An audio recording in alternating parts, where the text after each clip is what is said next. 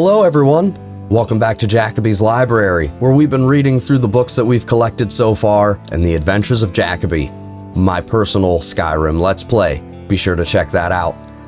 This episode, we're looking at Lycanthropic Legends of Skyrim, an in-depth investigation more set out to discover whether or not werebears existed in Skyrim, but also interested in any tales or proof of werewolves. Without further ado, Lycanthropic Legends of Skyrim.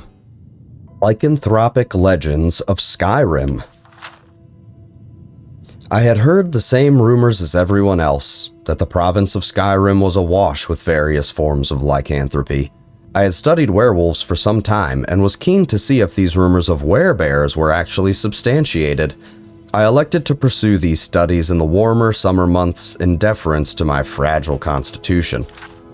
One quickly finds that common villagers are of practically no use in this land, whereas in Cyrodiil, even the youngest child can tell you the true fauna that inhabits its environs. Here, I find alleged wise men recounting tales of unicorns and flying horses directly alongside their stories of werebears, so I don't put any stock in the rumors.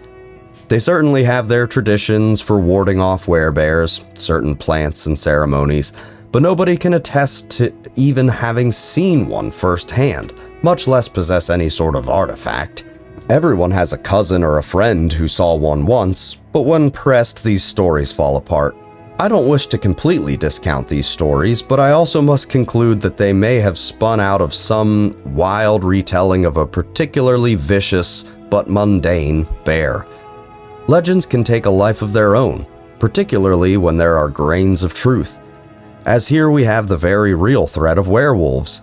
I worry that by spreading stories of a potentially false, or at least rare, beast, people may begin to discount the threat that real beasts pose.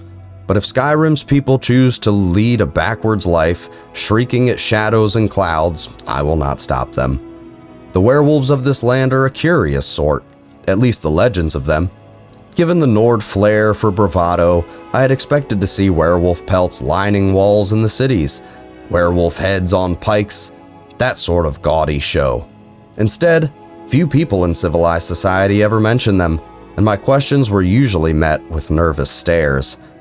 Thinking that perhaps the common folk were simply more cowardly than I had been led to believe by my Nordic acquaintances in Cyrodiil, I sought out those known for actual bravery. The supposedly fearless warrior band of Whiterun, the Companions, lost all color when I breached the subject and asked me to leave. I had thought better of them and was disappointed at how quickly brave men and women can be intimidated by stories. Pressing into the wilderness, away from any sort of settlement, I would often find hunters, willing to recount stories of their kills. It was finally through one of them, a certain Karsten Hammerback, that I heard my first, and unfortunately only, verifiable stories of werewolves in the province, accompanied by pelts and claws to prove the killing. Just as I was thrilling to find some actual evidence of the local beasts, he got a wild, conspiratorial look in his eyes and began spinning tales of some band of werewolf hunters and their exploits in hunting down the creatures. I left him to mop his drool and continued my journeys. In the end, I regret that my trip to Skyrim did not prove more productive.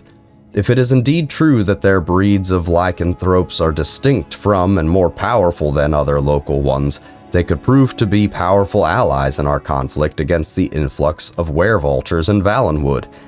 If they have grown as great and terrible as my friend Gallian asserts, they could so threaten the interior of Tamriel. When the summer next crests, I plan to travel there, for a better accounting of the winged cretins, so that I may make more fitting report to the council.